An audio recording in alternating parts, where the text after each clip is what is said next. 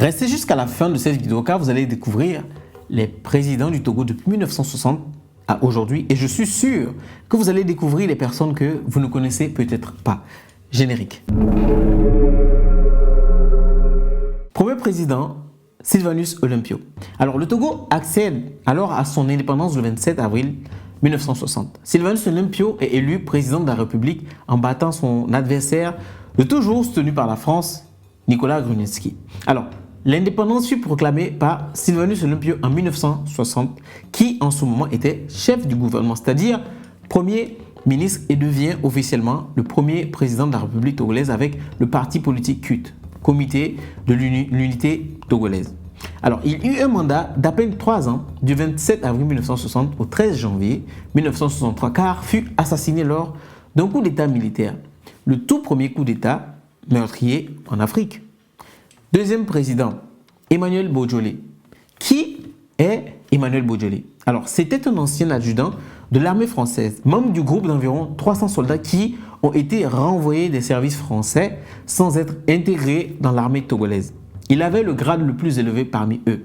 L'histoire nous raconte que le président Sylvanus Olympio, ne voulant pas intégrer ces militaires déchus dans l'armée togolaise, serait la goutte d'eau de trop. Il a dirigé alors le complot d'une trentaine d'autres anciens sous-officiers qui ont arrêté les ministres du gouvernement d'Olympio et son assassinat. Selon l'homme politique Kofi Nyamian, il serait l'auteur de l'assassinat de Sylvanus Olympio.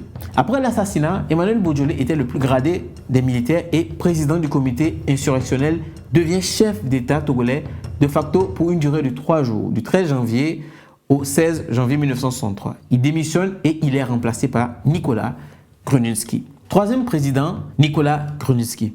Petite pause. Il faut juste profiter pour me soutenir en vous abonnant. Ça ne vous coûte rien. Merci. Le 13 janvier 1963, l'Afrique connaît son premier coup d'État post-indépendance. Le président Sylvanus Olympio est assassiné et parmi les insurgés, un certain sergent Étienne Eyadema. Le comité insurrectionnel des militaires fait appel à Nicolas Grunitzky, président du parti politique, le parti togolais du progrès, qui préside aux destinées du pays de 1963 à 1967. Quatrième président, Kléber Dadjo. Le Togo est encore victime d'un coup d'État militaire qui déposa le président Nicolas Grunitzky le 13 janvier 1967. 4 ans plus tard, jour pour jour, les militaires reprennent le pouvoir et à la tête du pays, le colonel Kléber Dadjo, présenté comme le chef de la junte militaire. Il exerce alors du 13 janvier 1963 au 14 avril 1967 et est à son tour évincé par le numéro 2 de la junte, un certain Étienne Eyadema. Cinquième président, Étienne Eyadema. Le 13 janvier 1967, 4 ans jour pour jour après le coup d'État de 1963, les militaires reprennent le pouvoir.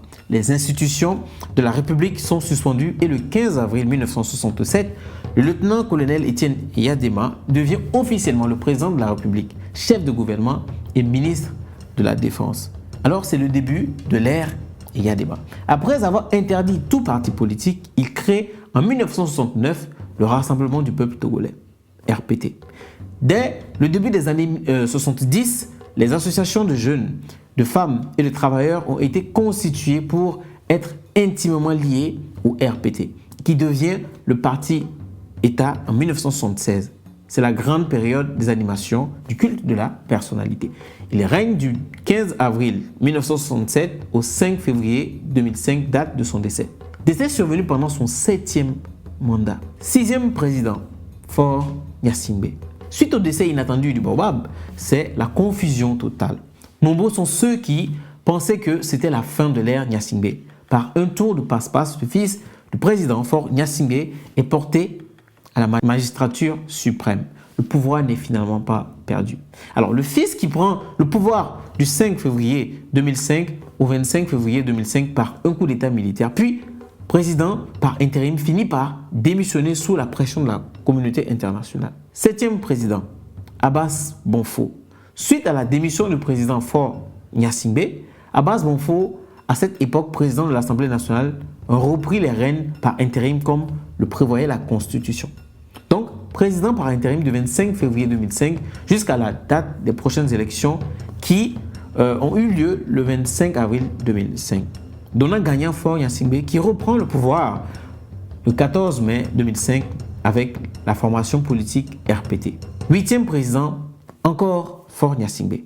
Élu avec une victoire écrasante en 2005, il reste depuis lors le président de la République togolaise avec aujourd'hui son 4e mandat. Il est à chaque fois réélu avec brio avec la formation politique du père, le Rassemblement du peuple togolais, devenu par la suite Union pour la République, le parti au pouvoir. Alors, nous allons nous arrêter là pour cette vidéo sur la liste des présidents qu'a connu le Togo. De toute façon, à date, il n'y a que ceux-là.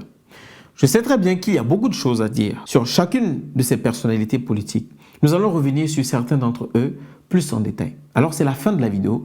Réagissez en commentaire comme d'habitude et partagez au maximum autour de vous. Et surtout, comme je vous ai dit, abonnez-vous.